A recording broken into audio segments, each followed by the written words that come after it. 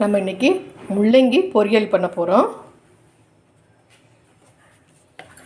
முள்ளங்கி சாப்பிடாதவங்க கூட இது செஞ்சு கொடுத்தீங்கன்னா ரொம்ப டேஸ்ட்டாக விரும்பி சாப்பிடுவாங்க. இதில் நான் ஒரு 2 ஸ்பூன் ஆயில் போட்டுக்கிறேன். எண்ணெய் சூடாகட்டும்.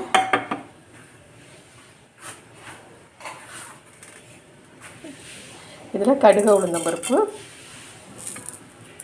1 ஸ்பூன் கடலைப்பருப்பு, இது நல்லா செவக்க வறுத்துக்கிடுவோம். பாருங்கள், இது நல்லா வெடிக்கட்டும். வெடிச்சிருச்சு.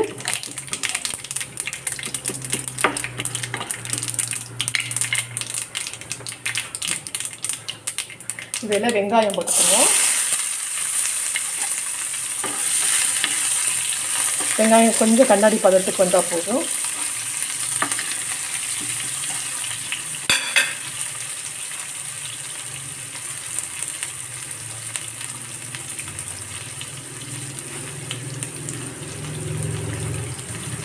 கொஞ்சம் கருவேப்பிலை,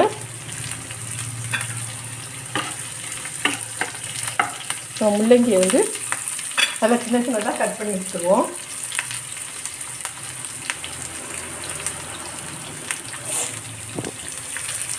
பாருங்கள், முள்ளங்கியை நம்ம இப்படி சின்ன சின்னதாக கட் பண்ணி வச்சுருவோம்.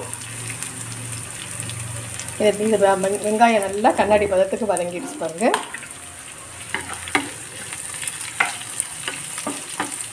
போதும், இவ்வளோ இருந்தால் போதும். இதில் நம்ம முள்ளங்கியை போட்டுருவோம்.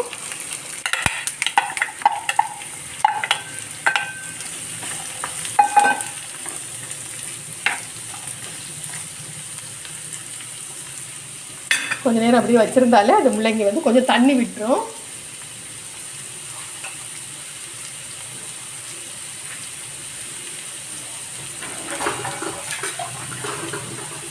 நல்லா கொஞ்சம் நேரம் வச்சுருப்போம். அடுப்பில் லேசாக கொஞ்சம் நேரம் வச்சுருந்தீங்கன்னா தண்ணியாக வந்துடும். அதுக்கப்புறம் அதுக்கு தேவையான அளவுக்கு தண்ணி ஊற்றிங்க. பார்த்தீங்களா, தண்ணி வந்துடும் பாருங்கள். கொஞ்சம் நல்லா சூடாகட்டும். இப்போ இது வதங்குற டயத்தில் கொஞ்சம் உப்பு போட்டுக்கிறோம். அதுக்கு தேவையான அளவுக்கு உப்பு போட்டு கிண்டி விட்டுருவோம். பாருங்கள், கொஞ்சம் நல்லா மதிஞ்சிச்சு பாருங்களேன். வதங்கின உடனே கொஞ்சமாக ஆயிரும். தண்ணி வந்துருச்சு பாருங்கள் நிறையா. கொஞ்சம் நேரம் பார்த்துக்கிட்டு இவ்வளோ நேரம் கொஞ்சம் வச்சு வதக்குனா தண்ணி நிறையா வரும். இதிலே கொஞ்சம் நல்லா வதங்கிடும். இப்போ இதுக்கு தேவையான அளவுக்கு லேசாக தண்ணி மட்டும் லேசாக தொளிச்சு விட்டுக்குருவோம். ரொம்ப வேண்டாம். நம்ம உப்பு போட்டோமா, இதை கொஞ்சம் நேரம் மூடி வச்சுருவோம். வேகிற அளவுக்கு மூடி வச்சுருவோம். முள்ளங்கிக்கு அரைக்கிறதுக்கு நான் 2 ஸ்பூன் பொட்டுக்கடலை போட்டிருக்கேன். 2 பச்சை மிளகாய் போட்டுருவோம். இந்த முள்ளங்கியுடைய வாசனையை போக்குறதுக்காக, சில பேருக்கு முள்ளங்கி வாசனை பிடிக்காது, அதுக்காக கட்டாயம் கொஞ்சம் இஞ்சி போடுங்க. கொஞ்சம் தேங்காய். இதை கொஞ்சம் குறைன்னு அரைச்சிக்குவோம். அரைச்சிட்டு வந்துடுவோம். பாருங்கள், நல்லா தண்ணி வற்றிடுச்சு. சீக்கிரம் வெந்துடும். இது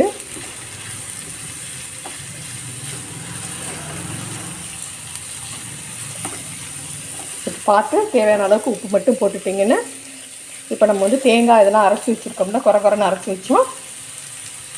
அந்த இதில் பச்சை மிளகாய், தேங்காய், இஞ்சி, கொஞ்சம் பொட்டுக்கடலை இதையும் சேர்த்து நல்லா கிளறி விட்டுற வேண்டியதுதான். அவ்வளோதான், ரொம்ப ஈஸி. முள்ளங்கி பாருங்கள், அந்த முள்ளங்கின்னு டேஸ்ட்டு யாருக்குமே கண்டுபிடிக்க முடியாது. இதை நீங்கள் செஞ்சு பாருங்கள்.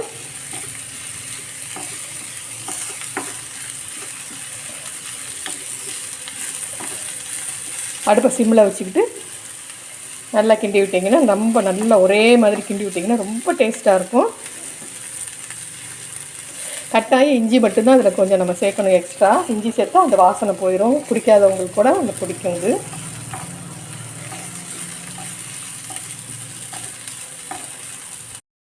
பாருங்கள், எல்லாம் ஒழுங்காக நல்லா நீட்டாக எல்லாத்தையும் ஒன்றா கலந்தாச்சு. இது கொஞ்சம் நேரம் அப்படியே அடுப்பில் இருக்கட்டும். அடுப்பு ஆஃப் பண்ணியிருக்கேன். இதே மாதிரி நீங்களும் செஞ்சு பாருங்கள். ரொம்ப டேஸ்ட்டாக இருக்கும். உடம்புக்கு ரொம்ப நல்லது. ஒரே மாதிரிக்கு சாம்பார் அந்த மாதிரிலாம் பண்ணாமல் இது பண்ணினீங்கன்னா ரொம்ப நல்லாயிருக்கும். இது செஞ்சு பார்த்து சாப்பிட்டு பார்த்துட்டு கமெண்ட் கொடுங்க. நம்ம இன்றைக்கி முள்ளங்கி பொரியல் செஞ்சு முடிச்சிட்டோம். இதை நீங்களும் செஞ்சு பாருங்கள், சாப்பிட்டு பாருங்கள். இது ரொம்ப ஹெல்த்தானது. இது ரொம்ப டேஸ்ட்டாக இருக்கும். நம்ம வந்து இந்த முள்ளங்கி வாசனை பிடிக்காதவங்களுக்கு கூட இஞ்சி போட்டிருக்கிறதுனால அந்த வாசனை எடுத்துரும். இதை நீங்கள் செஞ்சு பாருங்கள். சப்ஸ்கிரைப் பண்ணுங்கள்.